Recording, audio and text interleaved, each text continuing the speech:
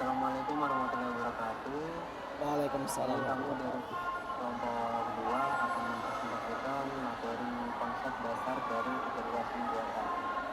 Jadi sebelum mulai, izinkan kami memperkenalkan diri. Perkenalkan, nama saya Muhammad Rizky Taufik dengan NIM 2231047.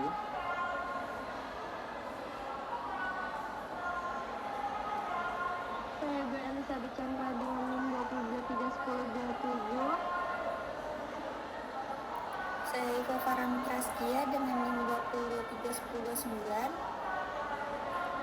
Saya Muhammad Fadil Afandi dengan NIM 2231041. Dan saya Rizky Zainalda dengan NIM 2231067.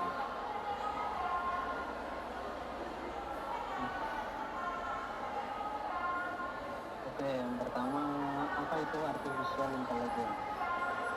Jadi artificial intelligence adalah teknologi yang memungkinkan mesin atau komputer untuk meniru kemampuan kognitif manusia, AI atau kecerdasan kognitif manusia.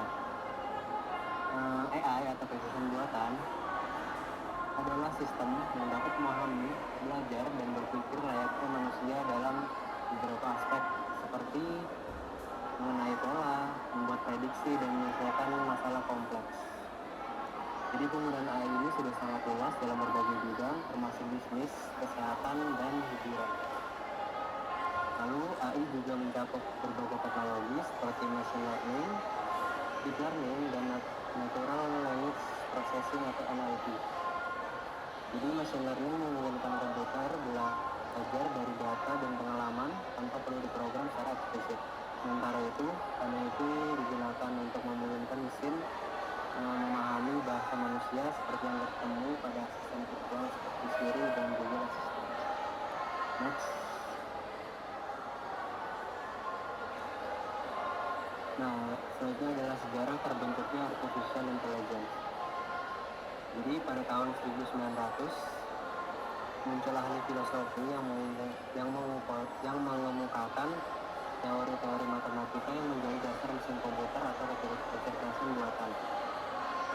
Nah, di antara filsuf itu terdapat George Boole, Alfred North Whitehead, dan Bertrand A. W. Russell. Jadi George Boole menciptakan aljabar boolean yang menjelaskan operasi logika melalui aljabar ini dapat dibuktikan nilai kebenaran true atau false yang diwakili oleh digit biner 0 dan 1 sama dengan bahasa yang dipakai oleh mesin komputer saat ini. Lalu untuk Alfred North dan Bertrand Russell mereka ini menulis prinsipnya matematika. Jadi prinsip matematika itu adalah dasar bagi algoritma dan sistem formal. Ini digunakan untuk bahasa pemrograman. Lalu di tahun 1930 hadir Alan Turing, Claude Shannon, dan John von Neumann. Jadi Alan Turing ini merupakan salah satu individu krusial dalam kemajuan teknologi. Jadi ia menciptakan Turing machine serta teori tes Turing yang dapat mengukur tingkat kecerdasan sebuah mesin komputer. Nah, di era ini kita dapat melihat penerapan tes Turing dalam fitur tes captcha. Lalu untuk Claude Shannon ini dia memperkenalkan kode biner untuk komunikasi. Jadi dia ini membuat data digital bisa ditransmisikan atau diproses. Lalu untuk John von Neumann, dia ini pencetus arsitektur komputer modern seperti CPU, memori, output dan input. Jadi untuk semua struktur dasar komputer ini dari John von Neumann. Lalu selanjutnya di tahun 1950 memasuki dekade ini muncul John McCarthy, Martin Leninsky, Herbert Alexander Simon, Allen Newell, dan Edward Albert Higginbotham yang mulai mendefinisikan istilah AI. Jadi AI pertama kali muncul pada tahun 1956 dalam sebuah pertemuan di Dartmouth. Lalu kontribusi lain yang mendorong kemajuan bagi komputer adalah bahasa LISP atau LASP processing yang adalah bahasa pemrograman klasik tingkat tinggi. Lalu ada juga semantic network and frame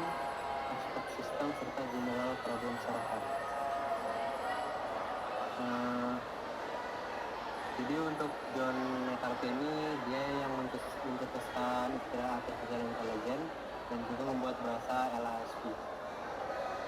Lalu untuk Marvin Minsky, dia ini pendiri MIT AI Lab, jadi fokus pada robotika dan machine vision.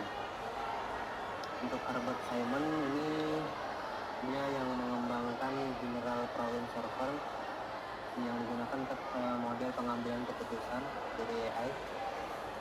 Lalu untuk Alan Newell, dia menciptakan logic theories, jadi pencipta program pertama yang bisa membuktikan teorema atau bukti awal bahwa mesin itu bisa berpikir.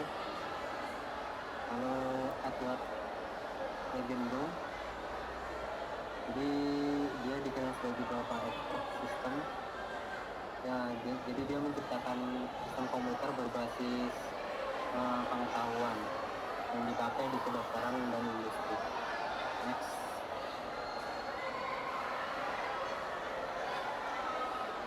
Selanjutnya pada tahun 1980 yang dikenal juga sebagai second wave of AI.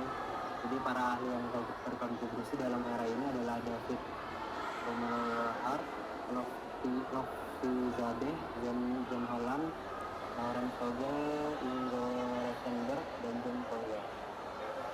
Hasil penemuan mutakhir di era ini adalah learning of NLP, fuzzy logic, genetic algorithm, evolutionary programming, evolution strategy, genetic programming. Jadi untuk David Hart ini dia mengembangkan backpropagation untuk jaringan saraf. Jadi dia ini membuat neural network itu lebih efektif yang bisa digunakan untuk pengenalan pola, pengenalan suara, dan computer vision. Lalu Lotfi Zadeh yang mencetuskan fuzzy logic. Jadi fuzzy logic ini mesin yang bisa menangani data tidak pasti. Untuk John Holland ini Prentice genetic algorithm yang digunakan untuk optimisasi desain serta pencari solusi kompleks. Selanjutnya Lawrence Vogel, jadi dia ini mengembangkan evolutionary programming. Jadi itu simulasi evolusi untuk problem solving, jadi untuk peramalan, perencanaan, dan kontrol sistem. Lalu Ingo Rosenberg ini pencipta evolusi strategi. Jadi ini teknik optimisasi berbasis mutasi dan seleksi. Digunakan untuk desain aerodinamik, robotika, dan rekayasa mesin. Lalu ada John Koza, komputer genetik program. Jadi mesin ini bisa menghasilkan programnya sendiri. Jadi digunakan untuk mesin otomatis atau rekayasa perangkat lunak.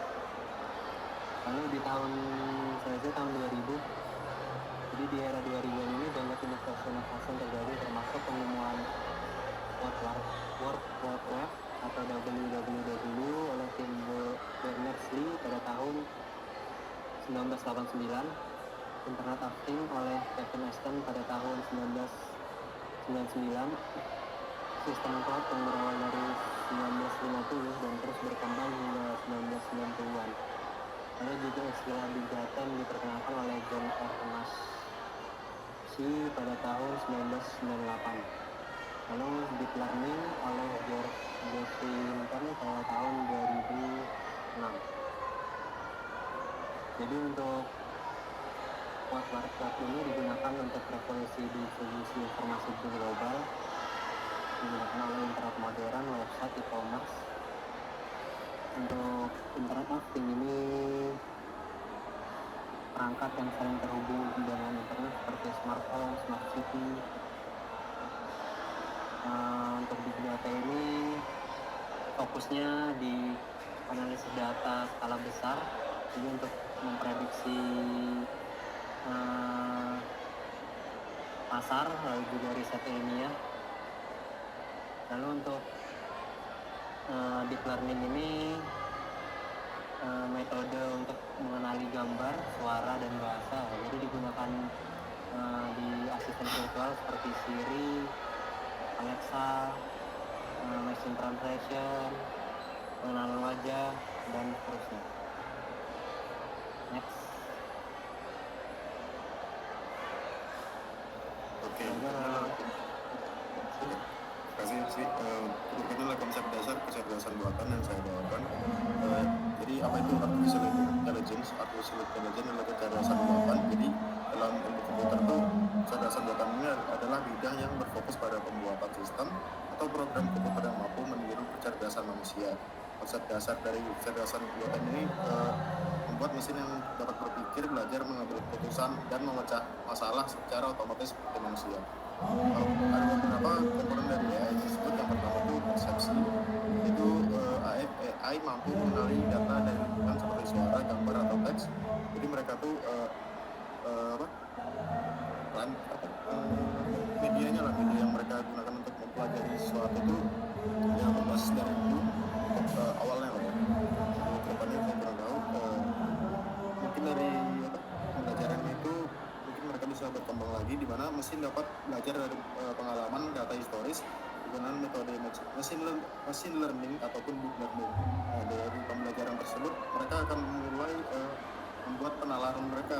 Jadi sistem AI itu dapat membuat keputusan logis berdasarkan data dan aturan yang sudah ditentukan. Nah setelah itu, setelah penalaran mereka bisa machine learning tadi ya, dari pembelajaran penalaran bisa AI itu mengambil keputusan yang dirancang untuk memilih tindakan terbaik dari beberapa tindakan yang telah memungkinkan gitu.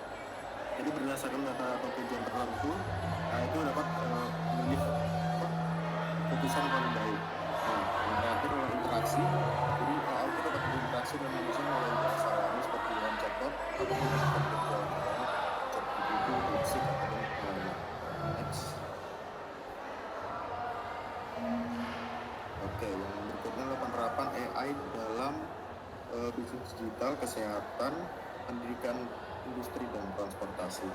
Yang pertama, bagian bisnis digital atau e-commerce dan perusahaan digital itu dari yang saya dapat ada AI memungkinkan personalisasi konten, otomatisasi, dan prediksi perilaku konsumen yang meningkatkan konversi dan penjualan industri e-commerce. Tantangan utama dari implementasi AI dalam bisnis digital ini biaya yang tinggi, keterbatasan keahlian, serta isu privasi dan bias. Yang berikutnya adalah kesehatan. Dari saya dapat ini, AI misalnya algoritma machine learning efektif dalam proses data medis seperti citra radiologi dan rekam medis elektronik, memberikan akurasi diagnosis tinggi dan meningkatkan pelayanan kesehatan di Indonesia. Namun menurut saya masih kurang efektif untuk prosedur langsung ya. Jadi AI itu cuma digunakan untuk diagnosis awal dan memudahkan dokter ataupun perawat untuk memilih diagnosis penyakit. Yang kedua adalah pendidikan. Jadi AI digunakan dalam pembelajaran adaptif, sistem evaluasi otomatis, dan administrasi sekolah berbasis AI yang manfaatnya mencakup personalisasi pembelajaran dan efisiensi administratif. Untuk bagian pendidikan ini, jadi AI itu bisa digunakan sebagai sarana dan prasarana untuk pembelajaran mempermudah ataupun apa ya istilahnya. Pokoknya mereka tuh dapat membantu pendidikan agar lebih mudah diakses dan lebih mudah mencarinya. Yang berikutnya adalah industri. Jadi AI digunakan dalam simulasi proses industri, membantu perencanaan produksi, prediksi volume produksi, dan melakukan produksi otomatis. Dan kita tenggelam menghadapi persaingan industri 4.0.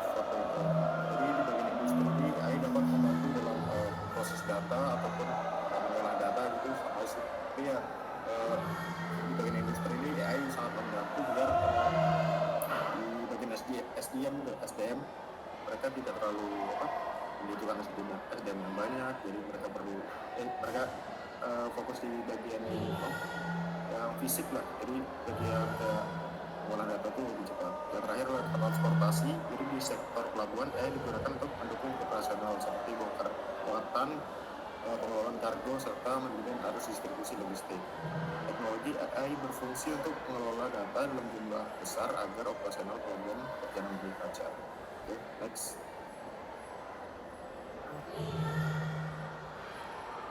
Sekarang masuk ke pembelajaran tentang eksplorasi etika AI, bias dan fairness, privasi dan keamanan data.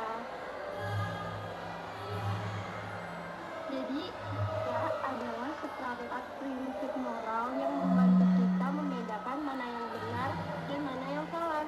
Etika dalam AI adalah bidang multidisiplin yang mempelajari cara mengoptimalkan dampak menguntungkan dari AI sekaligus mengurangi resiko yang merugikan. Nah, jadi kan tadi udah dijelaskan AI itu bisa berupa Siri, Google Assistant, atau chatbot seperti ChatGPT, Gemini, atau di bidang pendidikan yang biasa kita gunakan. Nah, misalkan GPT itu membantu kita itu memberi manfaat, tapi jangan sampai digunakan untuk menyebar kebencian atau hoax. Nah, berikut merupakan 5 etika AI. Yang pertama adalah transparansi. Ini mengacu pada kemampuan pengguna atau pemangku kepentingan untuk memahami bagaimana sistem AI bekerja, termasuk logik.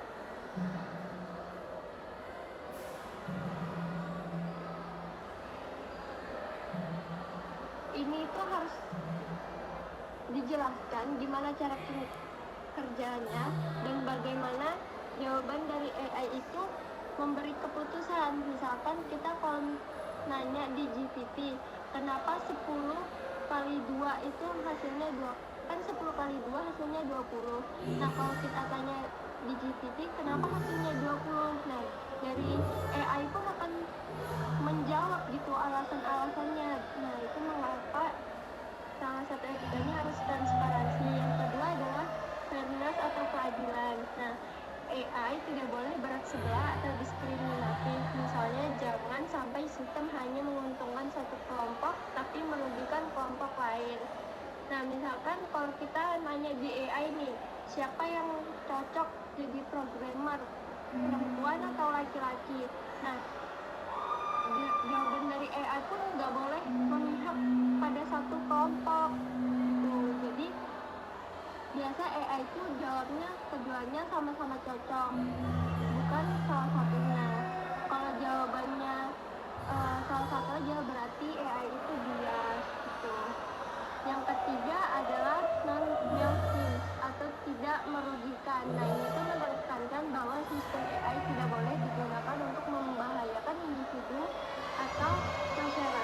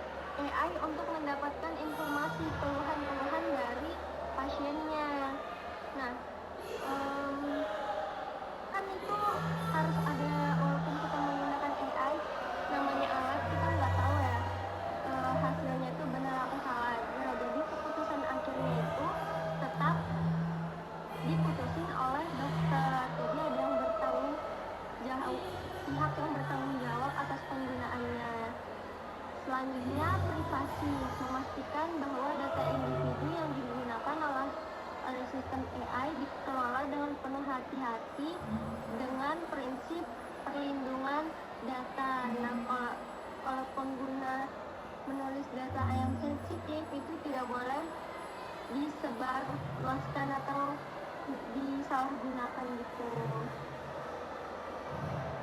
Selanjutnya ada bias dan fairness. Jadi bias dalam AI terjadi ketika sistem kecerdasan buatan menghasilkan keputusan yang condong atau tidak adil. Bias ini dapat muncul dari berbagai sumber termasuk data yang digunakan untuk melatih AI. Nah, jadi bias itu artinya ketidakadilan.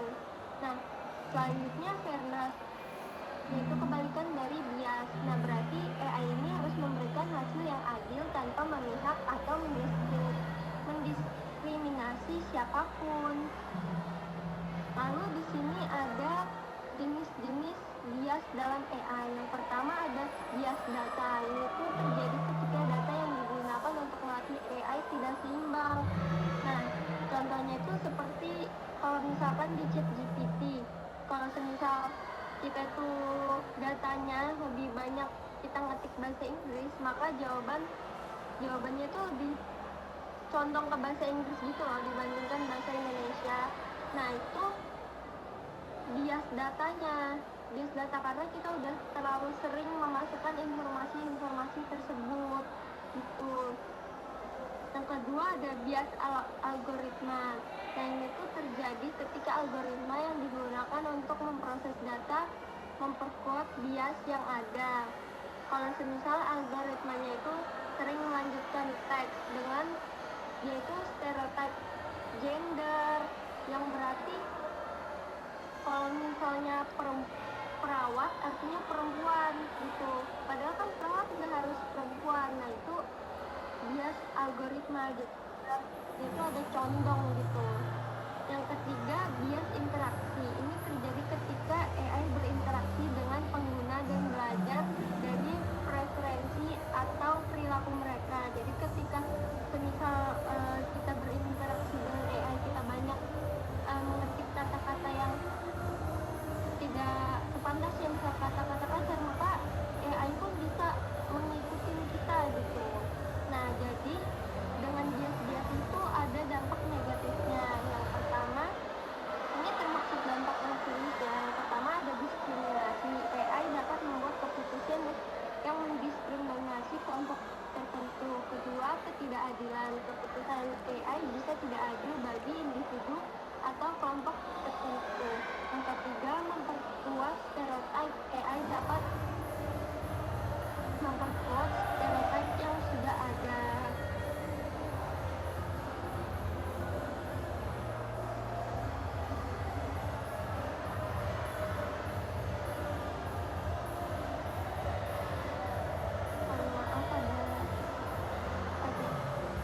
Ini cara mengatasi biasnya. Untuk meningkatkan fairness dan mengatasi bias dalam AI adalah langkah penting untuk memastikan keadilan dan etika dalam pengguna teknologi ini.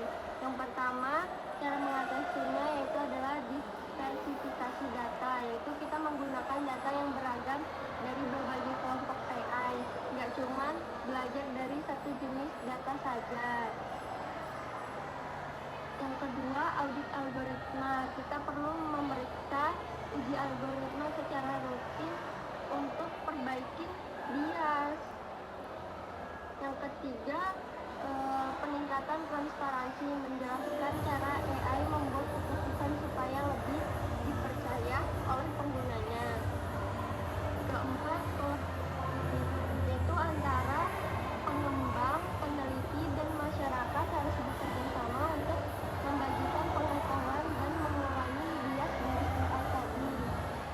Selanjutnya, libatkan manusia. Keputusan akhir jangan hanya dari AI, manusia tetap harus meninjau agar adil. Nah, jadi semua keputusan itu kita jangan mengikut AI, kita juga sebagai manusia harus melihat mana baiknya, mana buruknya gitu. Selanjutnya ada privasi dan keamanan. Privasi AI terkait erat dengan privasi data. Juga dikenal sebagai privasi informasi adalah prinsip bahwa seseorang harus memiliki kendali atas data pribadi mereka. Nah, tantangan utamanya itu bisa terjadi kebocoran data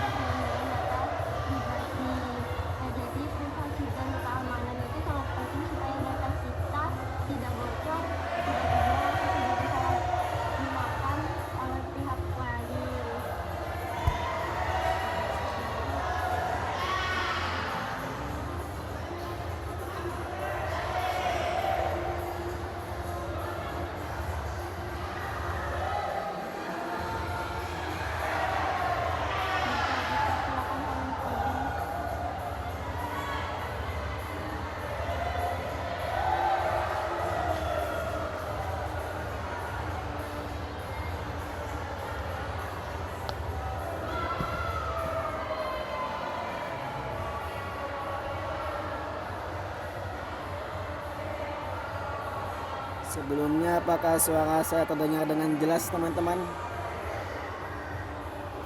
Jelas. Oke, baik. Selanjutnya, saya akan lanjut ke materi saya, yaitu eksplorasi dampak AI pada masyarakat, tenaga kerja, dan juga perekonomian. Oke, bisa di next. Oke, jadi seperti yang kita ketahui bahwasannya AI berkembang pesat pada zaman sekarang, yang tidak dipungkiri bahwasannya hal itu memicu dampak positif dan juga dampak negatif pada masyarakat. Dan sekarang saya akan mempresentasikan tentang dampak positif tentang AI untuk masyarakat. Jadi yang pertama itu ada meningkatkan efisiensi dan juga produktivitas. Jadi AI dapat membantu meningkatkan efisiensi dan produktivitas dalam berbagai sektor seperti manufaktur, kesehatan, dan layanan pelanggan.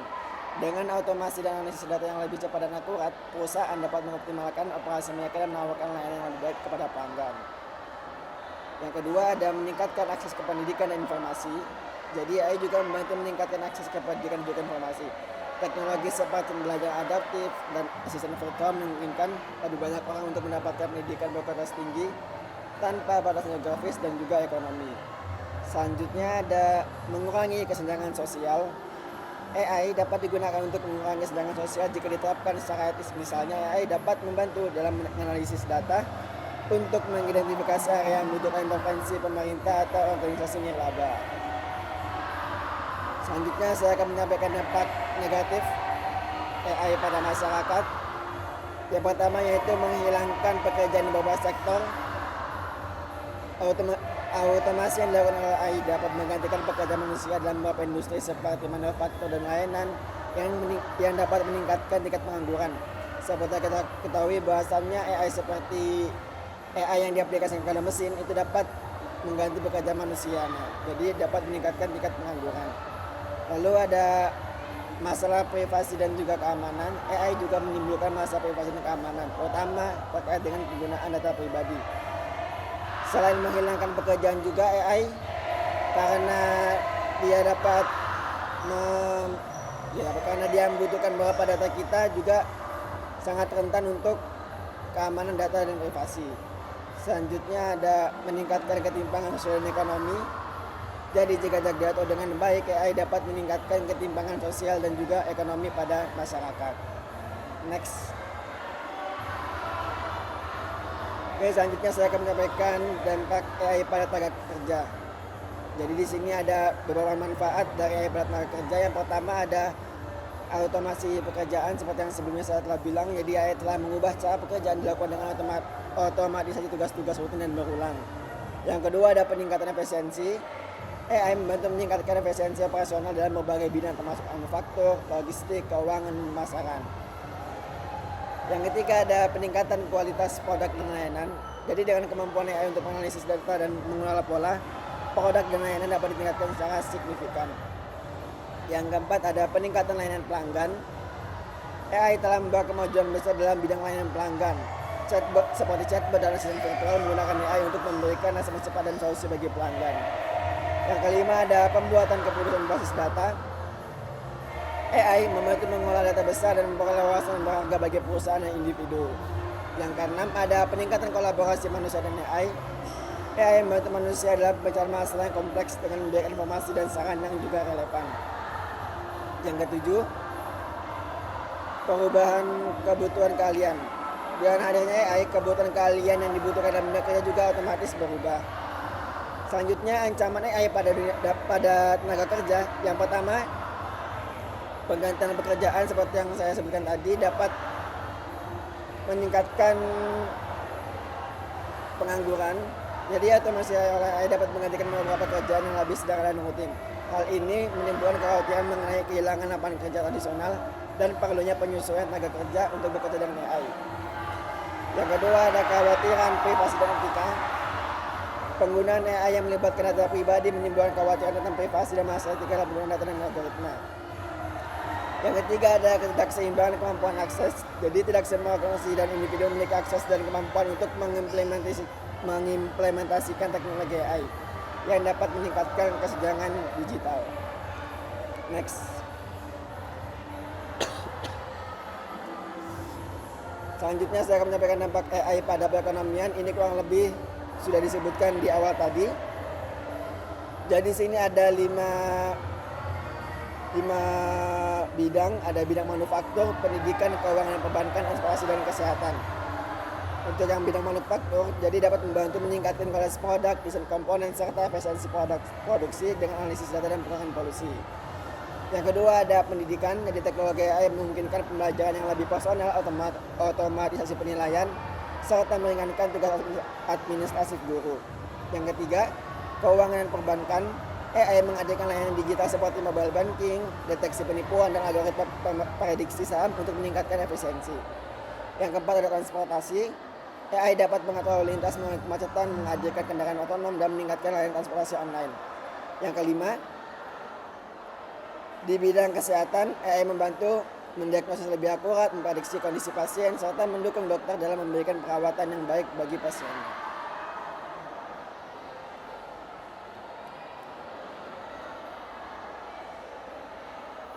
Baik, selanjutnya masuk ke bagian eksplorasi prospek di masa depan dan tantangan teknis dan teknisnya. Next. Yang pertama itu ada peningkatan produktivitas dan inovasi. Nah, untuk bagian ini intinya itu otomatisasi dan efisiensi pada AI itu bisa diaplikasikan di sektor manufaktur dan kesehatan kan. Nah, selain itu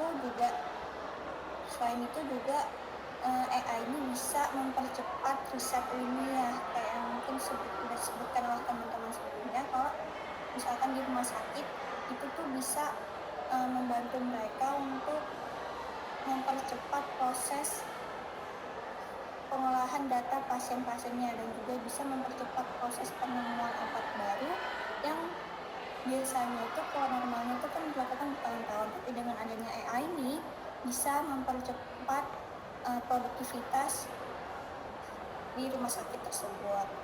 Nah, selanjutnya itu ada transformasi dunia kerja. Dan AI ini bisa membuka peluang karir baru di bidang teknis maupun non-teknis. Contohnya itu yang dulu mungkin kan nggak ada tuh yang namanya ahli AI atau insinyur robotika. Namun sekarang itu malah banyak yang membutuhkan pekerjaan-pekerjaan tersebut. Nah, selain itu tenaga kerja ini juga dituntut, terus jadinya dituntut yang awalnya mungkin nggak terbiasa dengan teknologi AI, jadinya mereka harus dituntut untuk bisa belajar terus untuk mengikuti perkembangan AI ini. Nah, untuk pengembangan keterampilan yang baru itu terutama di bidang teknologi digital dan kemampuan analitis.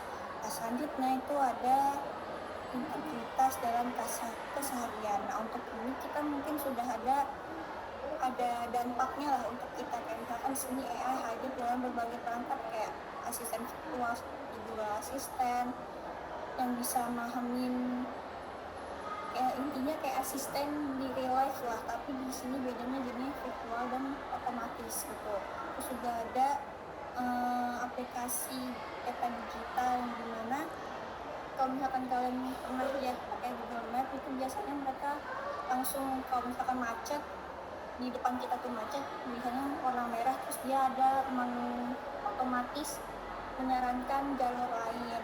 Nah, kayak gitu. Terus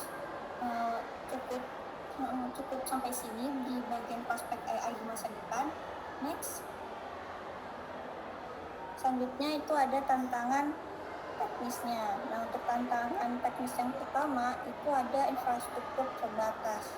Nah, jadi untuk mengembangkan AI itu tuh ada dua yang penting, yaitu jaringan internet dan penggunaan perangkat keras. Nah, jadinya kalau misalkan hal ini ada keterbatasan, itu jadinya kayak terhambat gitu loh untuk pengembangan AI, terutama di daerah-daerah yang misalnya jaringannya masih kurang atau membutuhkan perangkat keras yang biayanya cukup mahal, sedangkan di daerah tersebut belum mampu untuk membeli atau membeli perangkat tersebut lah, jadinya itu terbatas. Nah, terus yang kedua itu ada data berkualitas dan privasi. Nah, AI itu kan belajar dari data kan, jadi semakin banyak dan semakin bagus datanya, AI-nya itu istilahnya makin pintar kan. Tapi tantangannya itu data yang tersedia itu kadang itu nggak lengkap, nggak akurat atau bias yang seperti dijelaskan oleh teman saya sebelumnya. Nah, selain itu pengumpulan data ini juga menimbulkan kekhawatiran besar soal privasi dan keamanan data yang harusnya dilindungi secara ketat. Terus yang ketiga, di tantangan teknis itu ada keterbatasan SDM. Ini nyambung sama yang prospek dunia kerja, transformasi dunia kerja, yang dimana pengembang dan pengoperasian AI itu memerlukan tenaga ahli yang mungkin sebelumnya belum pernah ada gitu, sebelum munculnya AI ini, yang memiliki pengetahuan dan keterampilan tinggi di bidang teknologi dan data. Nah, ketersediaan sumber daya manusia yang kompeten ini masih menjadi kendala di banyak tempat. Selanjutnya itu ada tantangan non teknisnya. Pertama itu ada hukum dan regulasi. Jadi perkembangan AI itu kan cepat kan. Nah, tapi peraturan atau hukum yang mengaturnya itu nggak bisa secara linear mengikuti kecepatan mereka itu. Jadinya jadinya diperlukan hukum yang jelas dan up to date, yang selalu up to date untuk mengatur penggunaan AI ini, termasuk perlindungan data dan privasi. Terus yang kedua itu ada dampak sosial dan ekonomi. Nah, otomatisasi yang didorong AI ini kan berpotensi, ini nyambung juga ke yang SDM tadi, itu menggantikan pekerjaan rutin. Jadinya nggak menutup kemungkinan kalau bisa menyebabkan semakin tingginya pengangguran dan kesenjangan keterampilan. Nah, makanya sebelumnya tadi aku ada bilang kalau misalkan tenaga kerja jadinya seharusnya itu menekankan diri mereka untuk selalu meningkatkan keterampilan mereka, terutama di bidang teknologi ini. Nah, terus tantangan yang ketiga itu ada tekanan mental dan sosial. Ketidakpastian akibat perubahan teknologi, dan itu kan dapat menimbulkan stres dan kecemasan, terutama bagi pekerja yang harus beradaptasi dengan cepat. Nah, terus yang terakhir itu ada isu etika. Dalam pengembangan dan penerapan AI itu perlu ada kebijakan yang memastikan bahwa teknologi ini digunakan secara bertanggung jawab dan tidak menimbulkan dampak negatif pada masyarakat. Dan untuk isu etika ini sudah dijelaskan dengan sejelas-jelasnya dengan teman saya tadi, Elizabeth. Selanjutnya, next.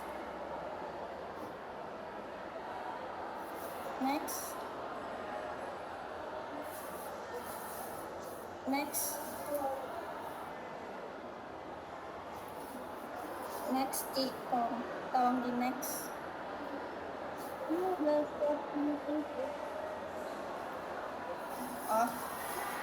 Sebelumnya tadi halaman sumber literaturnya. Untuk itu kita, karena sudah habis, kami ucapkan terima kasih, kurang lebihnya mohon maaf. Wassalamualaikum warahmatullahi wabarakatuh.